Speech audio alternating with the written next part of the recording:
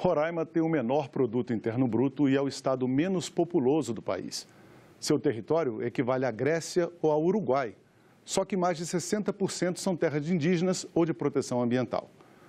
Como superar essas deficiências de abastecimento de energia e de malha viária, agora agravados com a chegada de milhares de imigrantes venezuelanos, é o que vamos conversar com o senador Chico Rodrigues, do Democratas, porque o desenvolvimento de Roraima é assunto de Estado.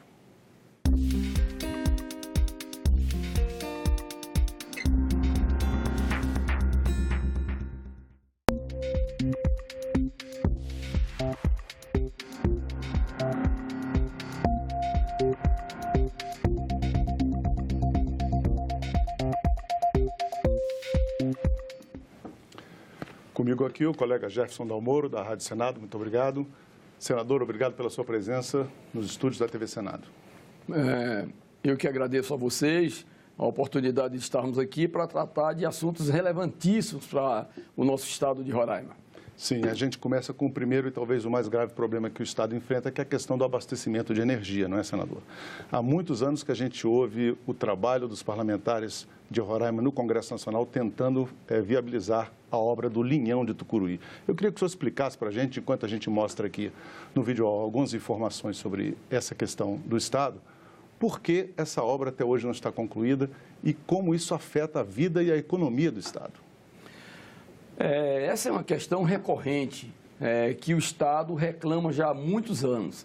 Lá atrás, o ex-governador Neudo Campos, ele conseguiu, quando governador à época, um contrato e trazer o Linhão da Venezuela, de Guri, na Venezuela. Então, esse Linhão foi construído e abasteceu de uma forma temporária a demanda do nosso Estado. Melhorou bastante em relação ao passado, mas, de qualquer forma, o Estado cresceu. E hoje a população, praticamente, nesses anos, quase que duplicaram, quase que duplicou. Não é? E aí, a demanda reprimida por energia reclama, obviamente, uma energia segura. Para vocês terem uma ideia, o estado de Roraima é o único estado da federação que não está conectado, ligado ao sistema nacional. Né? Até o Amapá também já está. As torres, elas vão sobre o rio Amazonas e aí a energia chega de forma definitiva e segura para o estado do Amapá, mas Roraima não. Então, em 2011, o governador à época, José de Anchieta, ele conseguiu, através de muito trabalho junto à presidência, ao Ministério das Minas e Energia, viabilizar, iniciar os estudos para a viabilização do Linhão de Tucuruí, que a essa altura já estava chegando, passando em Manaus, abastecendo o estado do Amazonas, e poderia derivar para o estado de Roraima. Então, nós verificamos ali exatamente o Linhão de Tucuruí, ele se prolonga, vai até o Amapá, depois ele deriva à esquerda ao centro-norte do Pará e chega no Amazonas, exatamente em Manaus. Mas, realmente, à época, em 2011, um consórcio da Transnorte, a Lupar e a Eletronorte, foi firmado, houve uma ação combinatória e viabilizou o consórcio e, obviamente, uma série de percalços, questão da área da reserva dos índios Vaimiris Atroaris, dificultou bastante, depois veio questões políticas, enfim. O certo é que até hoje esse linhão não foi construído, ponto. Ora, nós entendemos, e isso aí o presidente da República, Jair Bolsonaro, sabe, foi informado, é um dos defensores dessa obra, e nós temos mantido contatos permanentes com a atual equipe de governo, e eles, na verdade, têm muita sensibilidade. Eu tive uma reunião prolongada com o ministro Bento, das Minas e Energia, que já programou para esse mês de fevereiro ainda, nós nos deslocarmos a bancada de Roraima, deputados, senadores, até o Amazonas, e de lá fazermos o percurso rodoviário no trecho ali entre Manaus e Boa Vista, passando inclusive pela área dos Vamiris, Atroaris, e tendo uma reunião de entendimento, mostrando a importância geoestratégica de Roraima, né, a importância política do nosso estado, porque na medida em que esse linhão venha realmente ser construído, claro que os investimentos eles chegarão para o nosso estado. Nós teremos segurança energética, né? Então, hoje, o estado praticamente tem, com as termoelétricas, um abastecimento seguro de aproximadamente 65%. Ora, imaginem a possibilidade de, com as dificuldades políticas que vive a Venezuela, ela cortar o fornecimento da energia que fornece lá de Guri, da hidrelétrica de Guri. Então, seria um desastre para o nosso estado.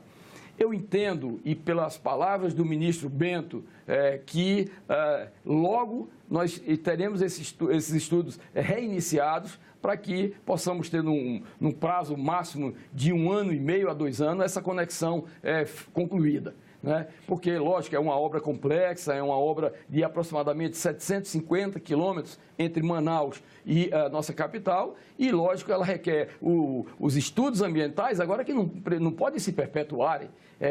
Temos que ver realmente o menor impacto possível para que a rede passe tangenciando a rodovia BR-174, né? E nós tenhamos definitivamente essa questão resolvida, que é o grande dilema que passa a população roraimense. Senador, o senhor falou da questão do risco de uma interrupção da energia vinda da Venezuela, com essa crise que o país vizinho vive, já mandou muitas pessoas já vieram da Venezuela para Roraima. Existe alguma notícia no estado de que pode haver esse corte ou isso seria uma ação preventiva para não ficar essa dependência também?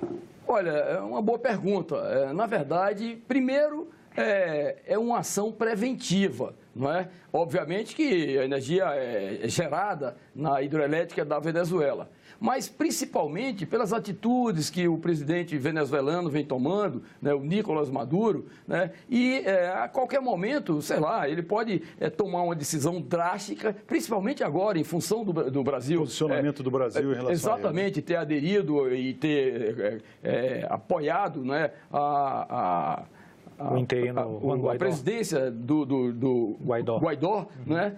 E, então, tudo é possível, né? Mas o certo é que, independente do temor ou não, nós precisamos de ter Roraima ligado ao sistema nacional, né? E só para vocês terem uma ideia, talvez a população brasileira não sabe, né?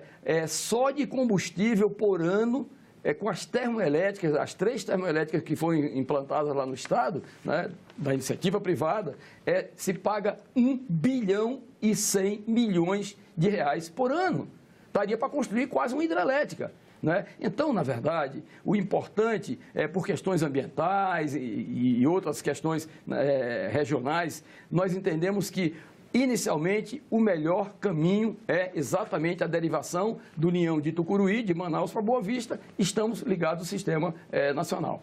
Resolveria também a questão recorrente lá dos apagões, né? Que isso penaliza muito a sociedade lá, né?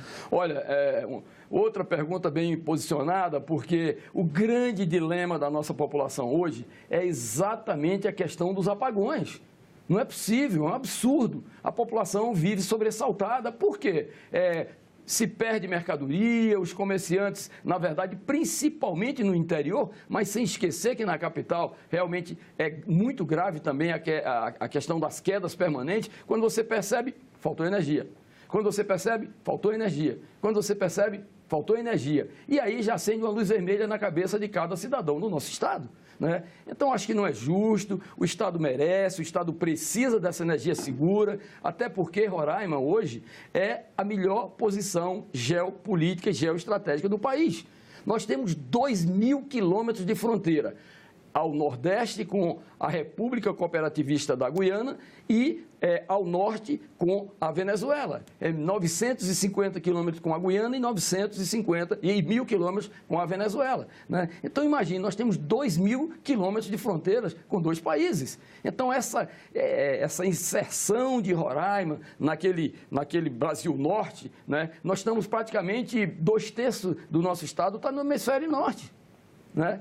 Então, eu acho que é importante essa decisão logo, o presidente está sensível a essa questão, o ministro Bento também está sensível e nós haveremos, se Deus quiser, ainda esse ano, vermos os estudos concluídos e essa obra iniciada. Que tipos de investimentos o Estado já perdeu ou que tipos de investimentos poderiam ir para o Estado com a conclusão dessa obra? Olha, inicialmente eu gostaria de dizer que é muito importante a implantação de agroindústrias e agora, obviamente, que nós estamos num processo de crescimento da expansão agrícola do nosso Estado, gerando volume e escala para você ter, na verdade, essas indústrias, ao invés de mantermos, de comercializarmos a commodity, né, nós comercializarmos produto já manufaturado. Né? Então, na área de alimentos, né, nós temos que trabalhar de uma forma muito certa e muito correta também, no processo de sucção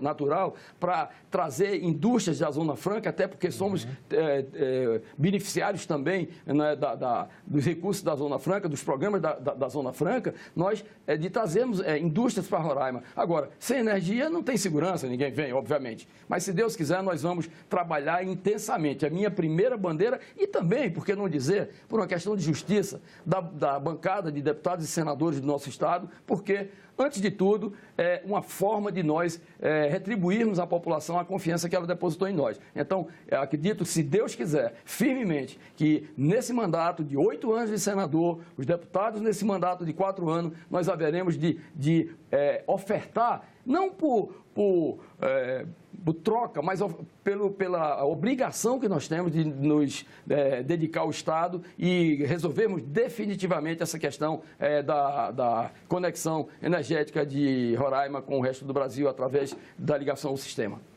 O senhor fez o seu primeiro discurso recentemente aqui no Senado, logo depois de tomar posse, e o senhor citou nesse discurso que o senhor defende um modelo de desenvolvimento sustentável para o Estado de Roraima. O senhor citou agora o caso das agroindústrias, né?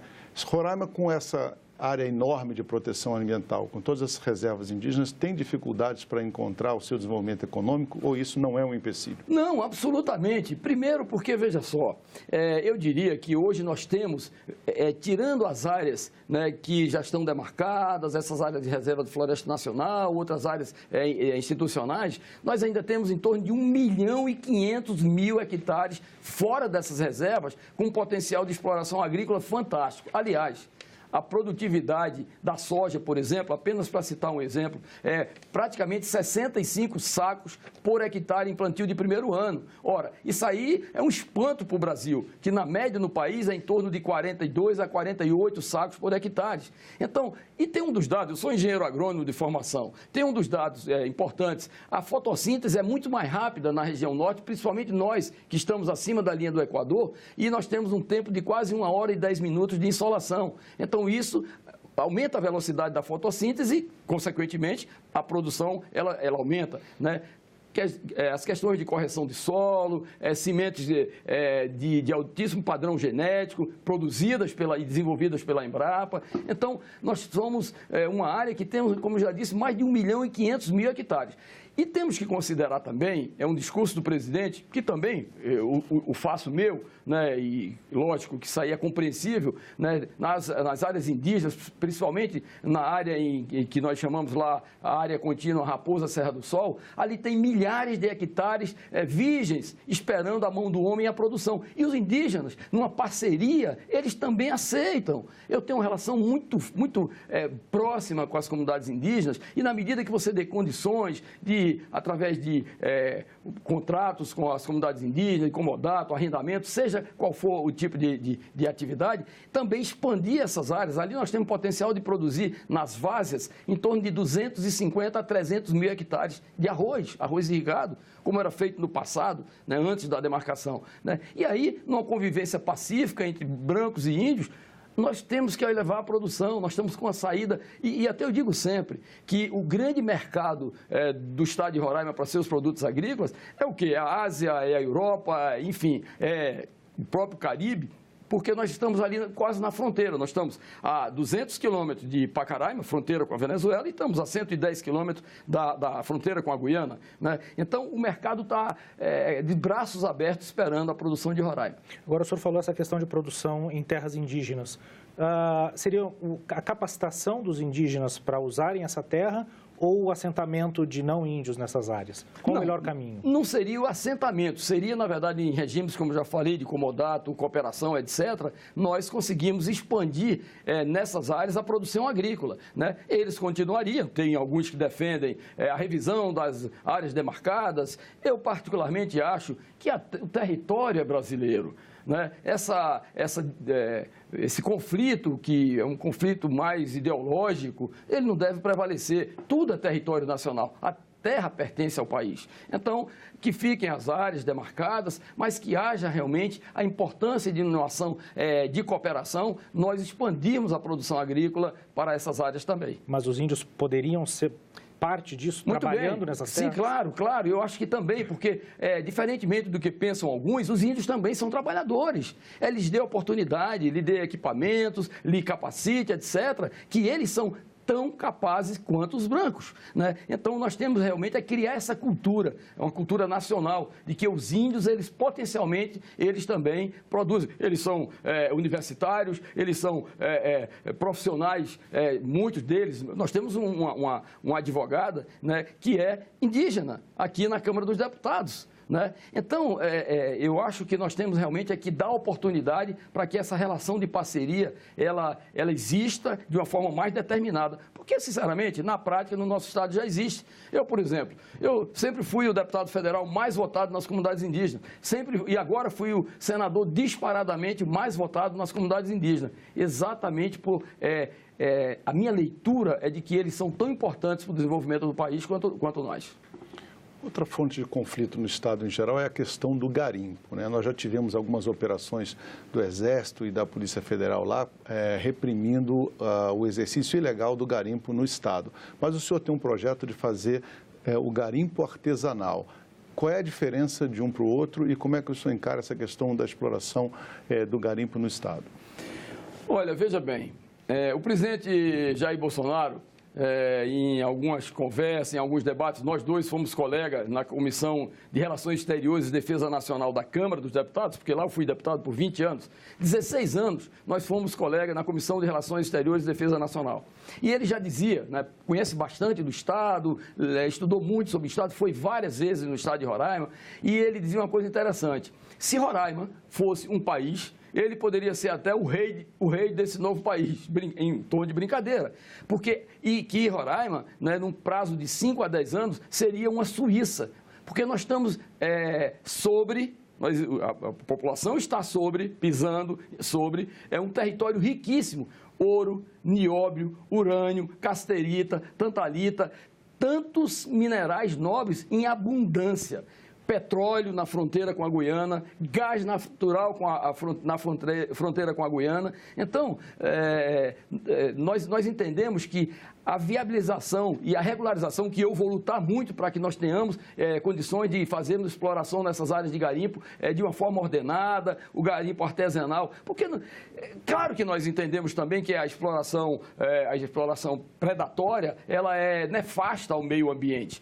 Existem regras. Existe a normatização ambiental e você tem como oportunizar aqueles milhares de pais de família que precisam de realmente uma fonte de renda. E a fonte de renda, Deus deu tão generosamente para o nosso país e especialmente para o nosso Estado, né? E ali eles ficam tratados, muitas vezes são tratados como bandidos. Eles não são bandidos, eles são brasileiros. Eles são nacionais e precisam de uma forma ordenada, com normas e assistência permanente, explorar essas áreas para que nós possamos tirar da terra a riqueza e dividir essa riqueza com a população do nosso Estado e do nosso país. Isso seria o garimpo artesanal, então? Uma espécie de cooperativa de garimpeiros? Cooperativas de garimpeiros e vou mais além. Não sou contra também a exploração de grandes empresas, não, até porque a casterita, por exemplo, né, nós temos lá no estado do Amazonas, fronteira nós temos a mina de Pitinga lá, que explora a cassiterita. Nós temos manchas fantásticas de cassiterita na região norte do nosso estado. Então, aí, obviamente, seriam as grandes empresas instaladas, evitando, inclusive, o que aconteceu agora... Em Brumadinho. Nesses últimos dias em Brumadinho, que na verdade assustou a população brasileira. E aí, só um parêntese, a gente mostra por falta exatamente de acompanhamento, fiscalização e controle, né? Todos sabem. Aí, às vezes, as empresas elas visam mais o lucro, mas os órgãos de fiscalização e controle têm que verificar também a segurança de cada exploração dessa, né? E no nosso caso especificamente, nós temos certeza que depois desse mau exemplo de Brumadinho. E Mariana, né? Mariana não serviu de exemplo e nem assim foi resolvido. Sim. Então, que nós possamos, na verdade, em um futuro próximo, termos essas áreas exploradas, né, mais de uma forma protegendo o meio ambiente e de uma forma extremamente ordenada. Agora, senador, o Estado tem um problema com rodovias também. 80% da malha viária, segundo o relatório da Confederação Nacional dos Transportes, 80% da malha tem algum problema. Isso é um problema exclusivo de Roraima, mas como é que isso prejudica? Por exemplo, tem a ligação com Manaus, mas essa poderia haver outras ligações, talvez, com a própria Guiana ou com outras regiões do país. Como é que se trata isso e quais as iniciativas que o senhor pretende apresentar aqui no Senado para resolver isso?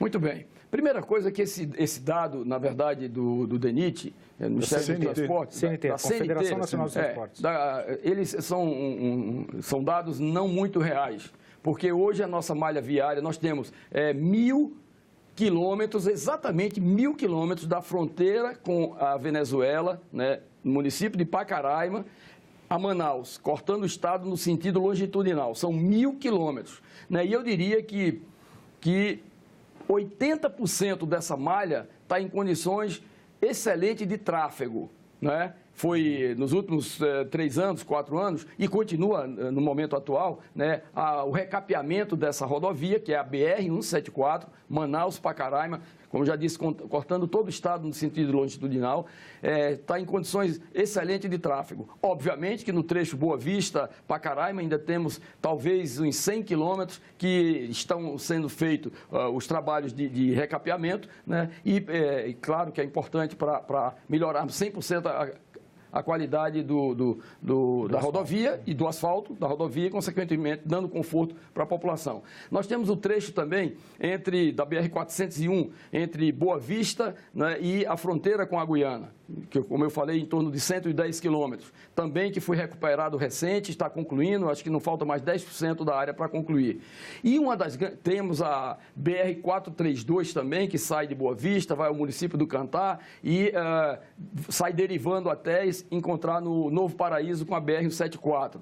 Então, essa aí falta em torno de 40 quilômetros para serem concluídos também, mas, graças a Deus, os investimentos que foram feitos pelo governo federal nos últimos 5 anos, realmente nos deu essa oportunidade de termos teremos as rodovias em condições excelentes de tráfego. E uma das minhas grandes lutas aqui, que já vem lá de trás, desde a época de deputado federal, é exatamente a ligação de Roraima com Georgetown, né, na Guiana. São 650 quilômetros, dos quais já está concluído em torno de 200 quilômetros entre Boa Vista e o município de Bonfim, na fronteira, né? Nós temos 110 quilômetros e, voltando de Georgetown, nós temos Georgetown-Linden com 130 quilômetros mais ou menos, 120, 130 quilômetros já asfaltados, e nesse intervalo, né, nós temos aproximadamente o quê? 470 quilômetros para serem asfaltados. Aí sim, aí é um acordo internacional, acho que o BNDES tem condições dentro de projetos extremamente negociados, até eu diria, a Guiana não tem condições de fazer esses grandes investimentos, e na época nós conversávamos com o presidente guianense, Barack Jagdeo, e ele também foi os que me interessou bastante, mas terminou o seu mandato, enfim. Mas eu entendo que é uma rodovia importantíssima. Você pode abrir o porto para algum porto, saída Exatamente. Portuária? Essa saída portuária em Georgetown, né, facilitando o escoamento da produção, né, de Roraima para o mundo, e a importação de insumos, né, para que possa realmente atender 2 milhões de hectares, porque 1,5 milhão que já temos disponível, com mais uns 500 mil hectares nessas áreas indígenas em regime de parceria, eu diria que são 2 milhões de hectares a serem produzidos e, obviamente, exportar para o mundo. Queria agradecer muito a sua presença no nosso estúdio, senador Chico Rodrigues, agradecer também ao nosso colega Jefferson Dalmoro. Nosso tempo, infelizmente, terminou. Obrigado, senador. Eu que agradeço e diria que Roraima é a última fronteira agrícola do nosso país e nós vamos trabalhar intensamente para inserir Roraima no mercado da economia nacional. Obrigado mais uma vez. Bom, essa entrevista já está disponível para você baixar ou compartilhar no nosso site senado.leg.br/tv ou então pelo nosso canal do YouTube. Se você quiser sugerir um tema ou enviar uma pergunta para o senador do seu estado, você pode ligar no Alô Senado 0800 61 2211. A chamada é gratuita. Obrigado pela sua companhia e até o próximo Assunto de Estado.